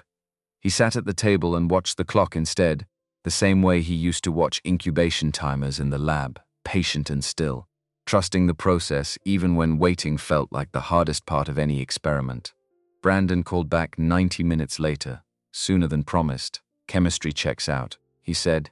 "No preamble. Forensic toxicology confirms the compound class, confirms it wouldn't show on a standard pediatric screen at the dosing level you estimated. That's enough for us to move. I'm pulling a team together now." Jason closed his eyes for a second, relief and fear arriving at almost the same moment, tangled together in a way that made it hard to separate one from the other. He thought about how long he'd carried this alone, 3 nights at a kitchen table, no second opinion, no colleague to check his work against, just his own 11 years of training, and the hope that it hadn't quietly atrophied somewhere in the 2 years he'd spent away from a real lab. It hadn't. The relief of that, hearing it confirmed by someone with no reason to flatter him, felt almost as large as the relief of knowing Ashley would finally get the right treatment. "What do you need from me?" he asked. "Stay close to the hospital this morning," Brandon said. "Don't approach Dr. Jackson directly. Let us handle the physical part. But somebody needs to get the mother briefed before we move, somebody she'll actually believe quickly, and that's not going to be me showing up cold at 7 in the morning with a badge. I'll talk to her," Jason said. "Be careful, Brandons. If he senses anything's wrong before we're in position, this gets harder. Quiet until we're ready."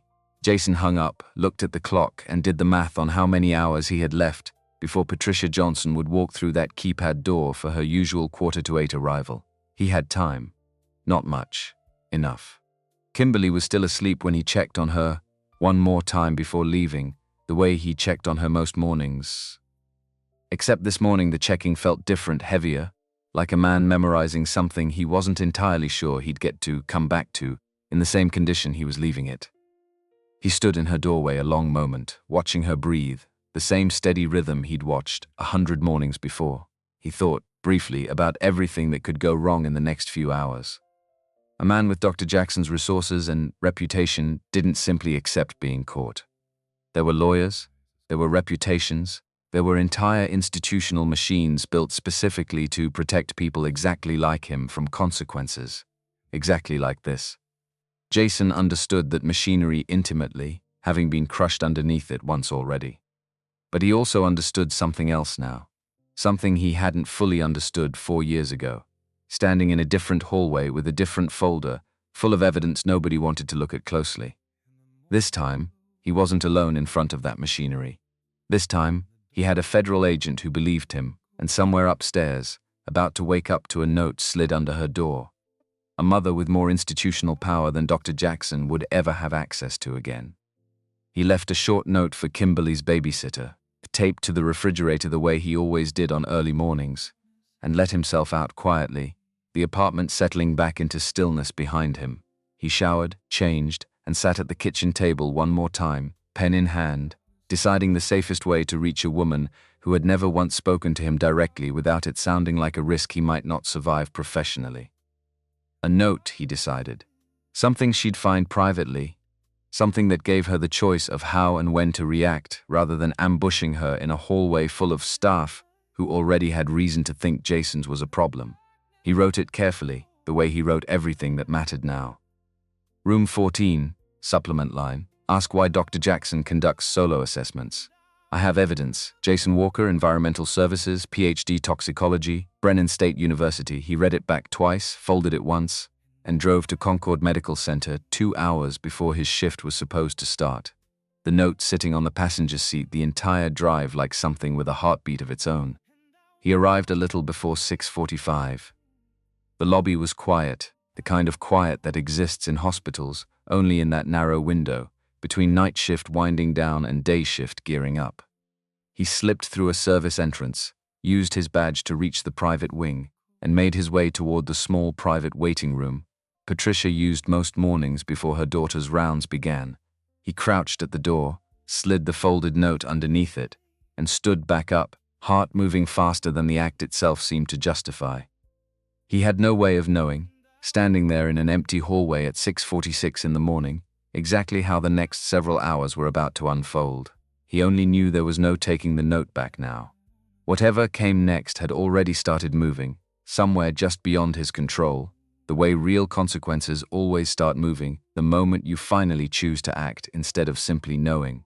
Patricia Johnson arrived at Concord Medical Center at 7:42, 4 minutes earlier than her usual 7:45, because her car had caught an unusually quiet stretch of highway, and she hadn't slowed down to compensate. She found the note the moment she stepped into her private waiting room, a folded square of paper sitting just inside the door, slightly creased from sliding under the gap. She almost stepped over it, mistaking it for trash, before something about its careful folding made her pick it up instead. She read it once standing up. Then she sat down slowly in the nearest chair and read it again. Ream 14, supplement line. Ask why Dr. Jackson conducts solo assessments. I have evidence. Jason Walker, Environmental Services, PhD Toxicology, Brennan State University. Her first instinct, the one trained by 22 years of running a company, was suspicion. People reached for desperate, unfounded theories when watching a child suffer without answers. She'd seen it happen to other parents in waiting rooms exactly like this one, grief curdling into conspiracy, because conspiracy at least offered something to fight against. Unlike disease, which simply took what it wanted on its own schedule. But something about the precision of the note kept pulling her back to it. It didn't read like grief. It didn't read like desperation looking for someone to blame. It read like a man who'd written hundreds of careful sentences before, choosing every word with deliberate restraint. She'd built a pharmaceutical company from nothing over 22 years. She hadn't done that by being careless with information, no matter how strange the source. A doctorate listed beside a job title in environmental services wasn't the kind of detail a person invented casually, not when accusing a man with 17 published papers of something this serious. She sat with the note for almost a full minute, perfectly still, the way she rarely allowed herself to be still about anything. Then she stood up, note still in hand, and went looking for the name signed at the bottom of it. She found him in the service corridor, near the supply room, restocking gloves with the same careful, unhurried focus he brought to everything Patricia had never once bothered to notice before. "Talk," she said. Holding the note up between two fingers like evidence at a deposition, Jason set down the box of gloves. He'd rehearsed this moment a dozen different ways over the last few nights, and none of his rehearsals had quite captured how direct she actually was. Standing in front of him now, demanding rather than asking, he talked. He told her everything, in the same order he'd given Brandon Scott a few hours earlier. The smell, the supplement frequency, the colorimetric test results, the 41 solo accesses, the financial disclosure tying Dr. Jackson to Ashcroft Capital Partners, and a $90 million short position riding directly on her company's collapse. He showed her photographs on his phone, the access logs printed and folded in his jacket pocket, the financial filing he'd highlighted in 3 different colors the night before.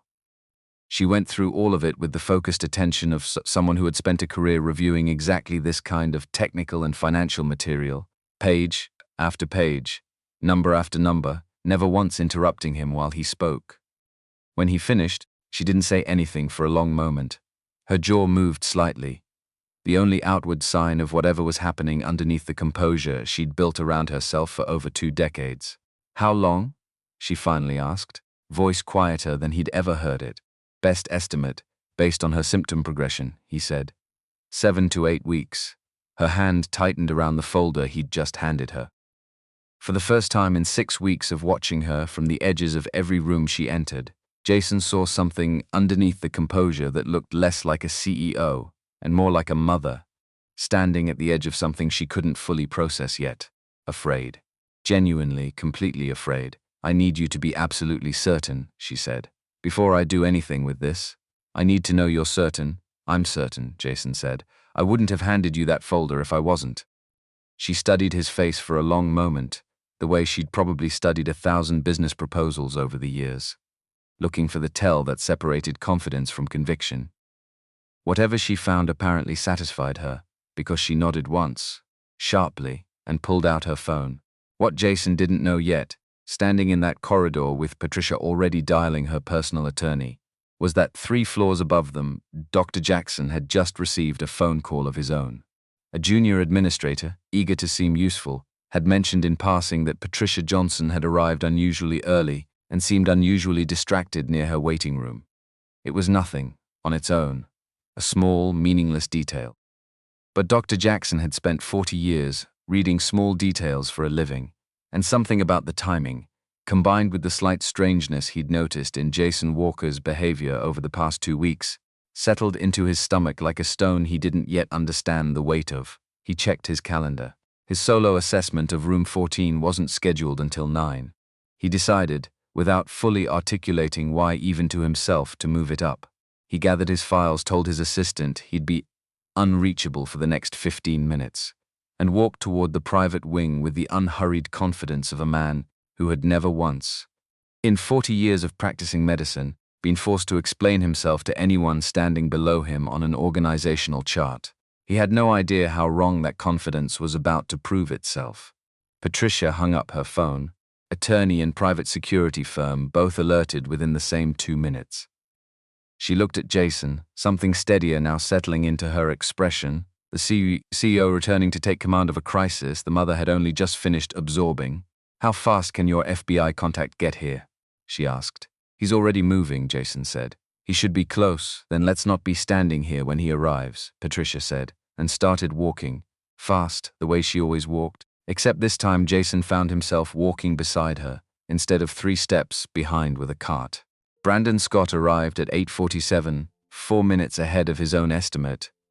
2 colleagues from the field office walking half a step behind him through the private wing's keypad door, which Patricia's security team had already cleared for them in advance. Jason met them in the corridor, folder in hand, the same folder he'd built piece by piece across 3 sleepless nights at his kitchen table. Brandon took it without a word, flipped through the first few pages fast, the trained eye of someone confirming what he'd already reviewed digitally a few hours earlier. "Good work," he said quietly. "Where's the lead physician now?" "Should be in the attending physician's lounge," Jason said. "His solo assessment isn't scheduled until 9. They had roughly 10 minutes, by every calculation anyone in that hallway was running. 10 minutes that suddenly, without warning, became considerably fewer. Carol Lee appeared at the end of the corridor, moving fast, the urgency of a nurse who'd just seen something break from its expected pattern. "He's early," she said, breathless. "Dr. Jackson. He just badged into the private wing. He's headed for room 14 right now." Brandon's expression sharpened instantly.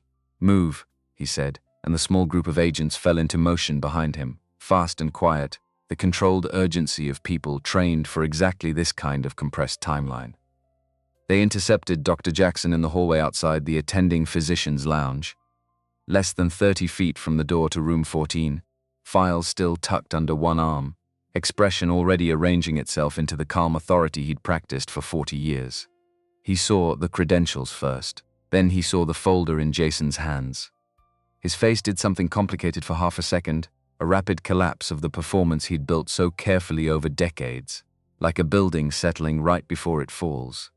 He recovered almost instantly, the way a man recovers when his entire identity depends on never once looking caught.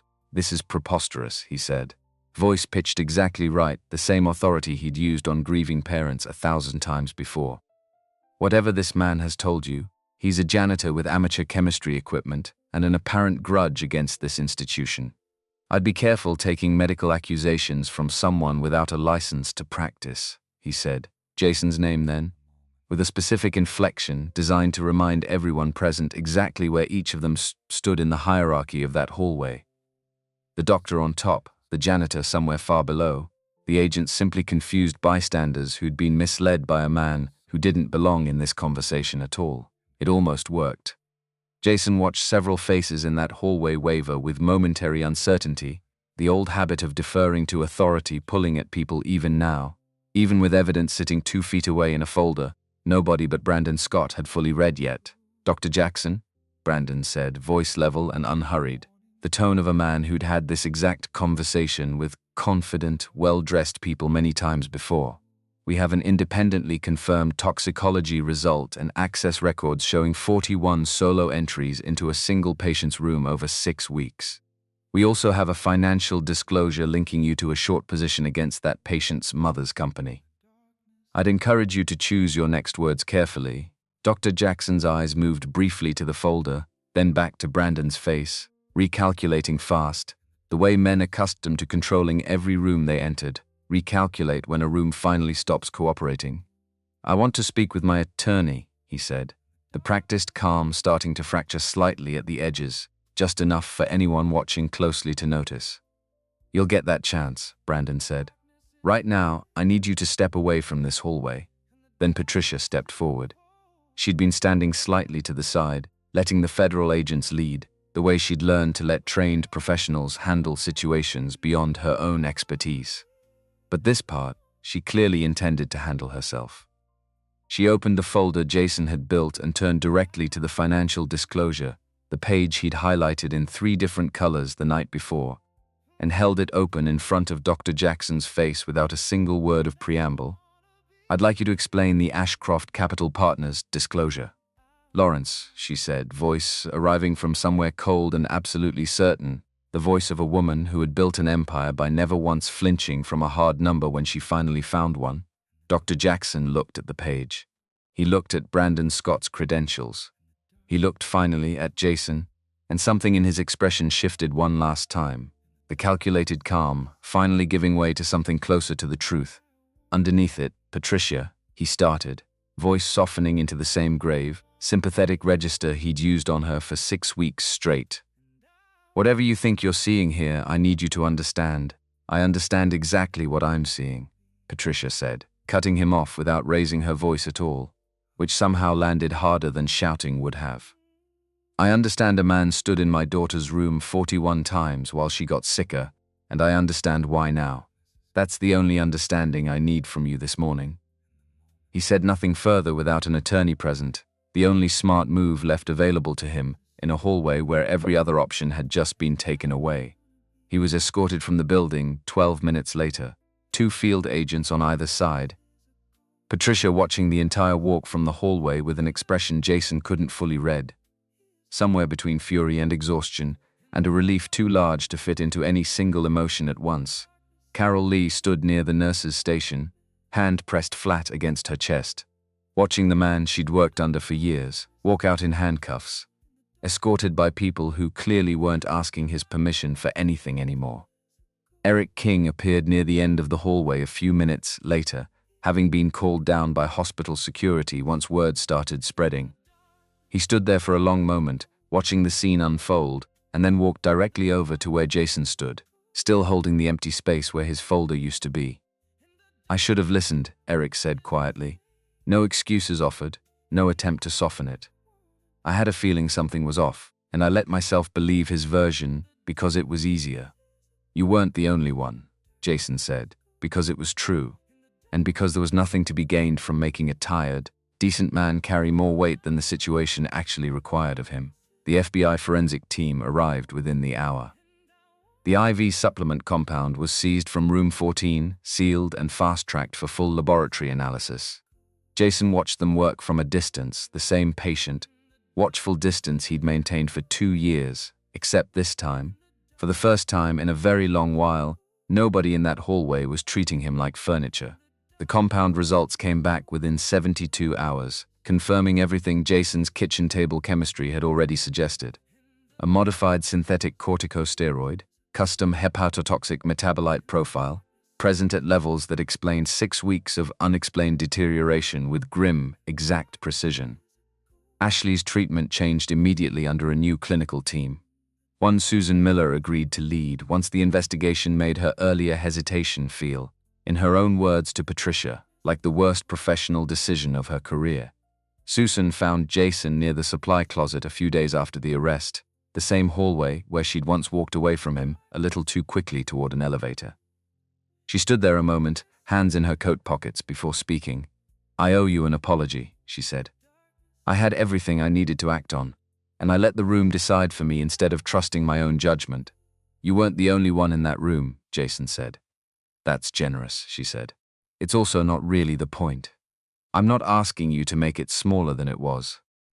I just wanted you to hear it directly, from me instead of secondhand." He nodded, accepting the apology the way he'd learned to accept most things now, without needing it dressed up or softened any further than it already had been. She didn't make excuses for it. She simply asked for the chance to do better going forward. And Patricia, who understood something about second chances, after watching one play out in her own hallway that morning, agreed to let her lead Ashley's new clinical team. Within 72 hours of the toxic compound being removed from her protocol, Ashley's neurological indicators began improving in small, steady increments that the new team tracked with cautious optimism rather than the practiced sorrow Jason had grown used to watching Dr. Jackson perform. Within 2 weeks, she was sitting up, color returning to her face, strong enough to argue with the nursing staff about whether the hospital's vegetable soup constituted real food. Carol reported the argument to Jason with something close to delight in her voice. the first genuinely happy update either of them had exchanged in over 6 weeks. Dr. Jackson was formally arrested 8 days after his removal from the hospital. Charges including attempted murder, medical fraud, and securities fraud connected directly to his stake in Ashcroft Capital Partners. His first attorney issued a public statement describing the charges as baseless. That attorney was replaced within a week, an industry detail most observers quietly interpreted as a sign of exactly which direction the evidence was heading. The case against him was built in substantial part on documentation assembled at a kitchen table between midnight and 2 in the morning, across 3 sleepless nights, using equipment that cost less than a fraction of Dr. Jackson's monthly dry cleaning bill. Brandon Scott noted, in the evidentiary summary he eventually submitted to federal prosecutors, that the initial identification of the toxic compound had been made by a private individual holding a doctorate in toxicology, who had been working, at the time, as a hospital janitor, in a different context. That detail might have read like an interesting footnote, a strange and slightly ironic fact buried somewhere in the appendix of a larger case file. In this context, it was simply what had happened, plain and undeniable, the way truth often arrives, looking smaller than the weight it actually carries. Concord Medical Center issued a statement expressing full cooperation with the ongoing investigation, alongside a promise to review oversight protocols across the entire private wing. There were closed-door meetings about accountability that Jason was never once invited to attend. A formal commendation arrived in the mail roughly 2 weeks later, addressed to environmental services staff, in a way that suggested some uncertainty, somewhere up the chain, about whether he still technically worked there. There had been genuine uncertainty about exactly that, for almost a full week, while administrators quietly worked through the question of whether the man who'd just helped the FBI uncover an attempted murder counted as an asset to the hospital's reputation, or a liability to its carefully managed image.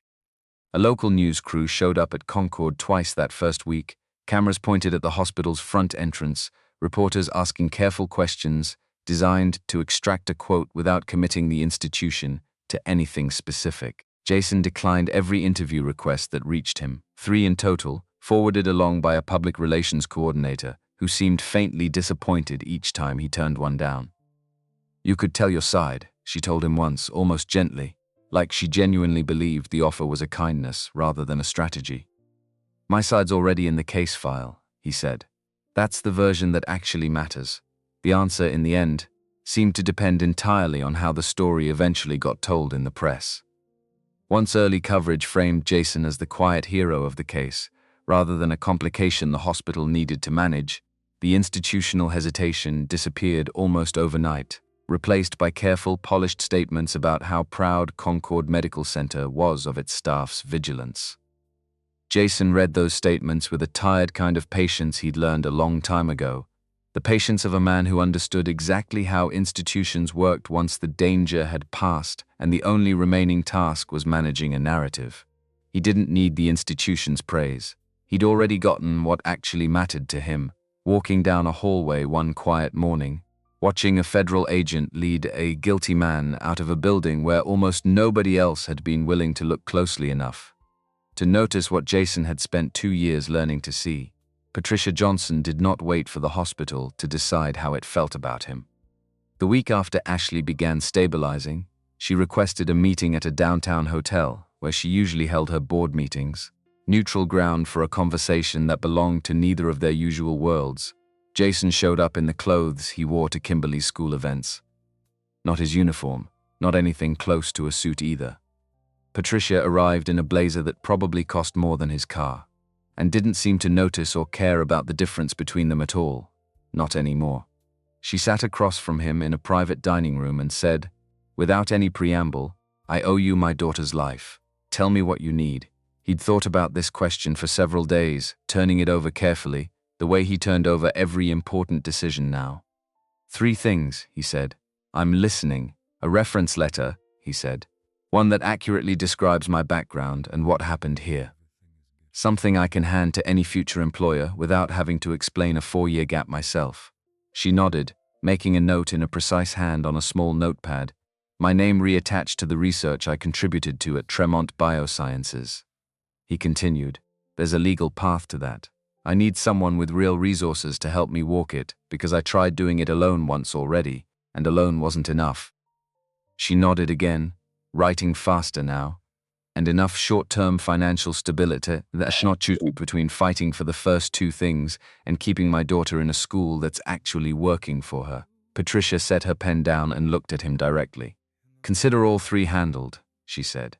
"I also want you to know, separately from any of that, that Johnson Pharmaceuticals has been trying to fill a director-level position in our toxicology division for 7 months. We haven't found anyone we considered adequate. I'd like you to interview for it, whenever you're ready, with the understanding that ready means whenever it's right for you, not whenever it's convenient for me. I appreciate that distinction," he said. They shook hands across the table, the kind of handshake where both people clearly meant precisely the same thing by it, nothing more performed or polished than necessary. He told Kimberly about it that weekend, over dinner, in the version appropriate for a 9-year-old who was old enough to understand her father had done something important, and young enough that the full architecture of the thing didn't need explaining all at once. "Are you going to be a doctor now?" she asked, twirling pasta around her fork without much success. "A scientist," he said. "Not the same thing. I won't be giving anybody shots." "Good," she said. "I don't like shots, nobody does," he said. She listened with the stillness she always brought to serious concentration, chin propped in one hand, fork suspended halfway to her mouth. "So you figured it out because you used to be a scientist?" she asked. "Yes," he said, "essentially. But they didn't know you were a scientist." "No," he confirmed. "They didn't." She turned this over for a moment, the same careful seriousness she'd brought to every important question over the past few weeks.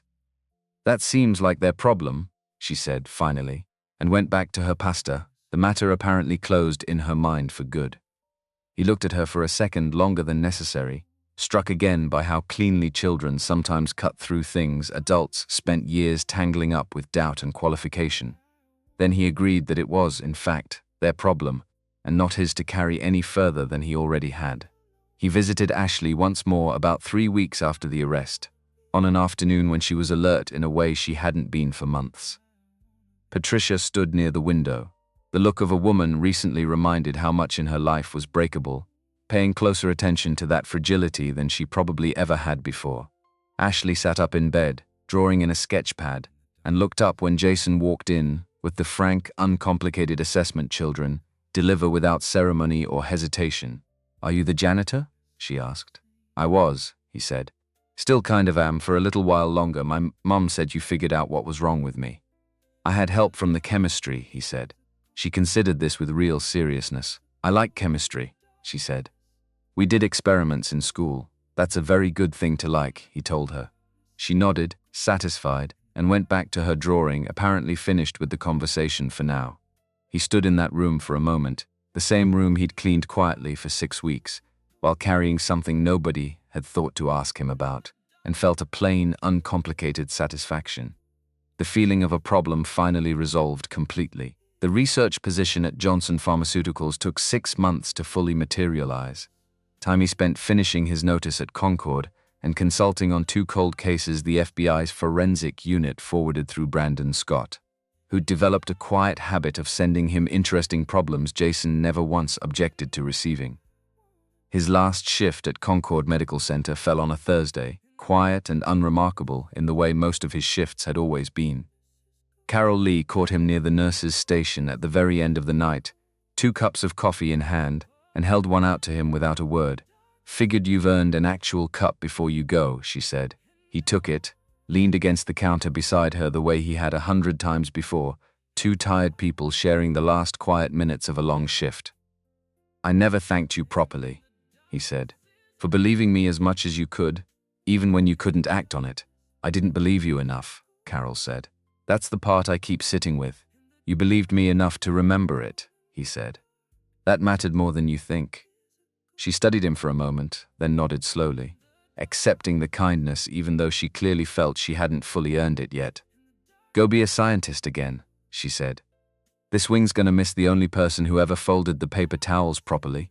He laughed, actually laughed, something he hadn't done easily in longer than he wanted to admit. He finished his coffee, clocked out one final time, and walked out through the same door he'd walked through every night for 2 years. Except this time he didn't look back at the building behind him. He didn't need to. He already knew exactly what he'd carried out of it, in October. He took Kimberly out of the city for a long weekend, the first time they'd done anything like that, in over 2 years, driving north with no fixed destination, until they found a small cabin rental, with a decent view and a fireplace that actually worked. They spent 3 days doing absolutely nothing that required expertise of any kind. Kimberly informed him on the drive home, with the authority of a 9-year-old who had formed a definitive opinion about the matter, that it had been the best weekend she could remember. "There'll be more of them," he told her, and he meant it completely.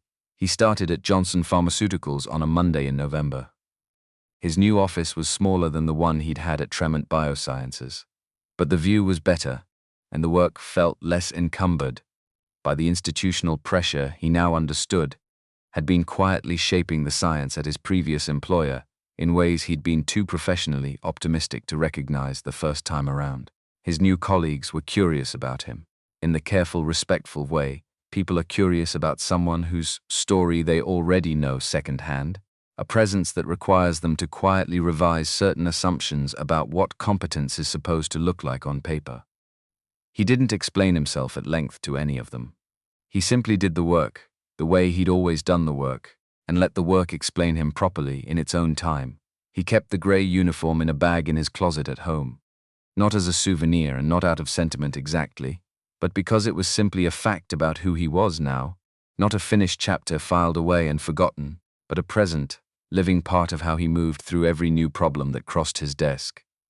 He thought sometimes, late at night, about the version of his life where he'd never picked up that mop in the first place, never taken the job through the staffing agency, never found himself standing in a private wing built for people who'd never once had to learn what it felt like to go unseen. He didn't know what that version of his life would have looked like. He only knew it wouldn't have included Ashley Thomas sitting up in her hospital bed, arguing about vegetable soup, alive enough to argue at all. The years he'd spent invisible hadn't been wasted years, even though it had taken him a long time to fully believe that.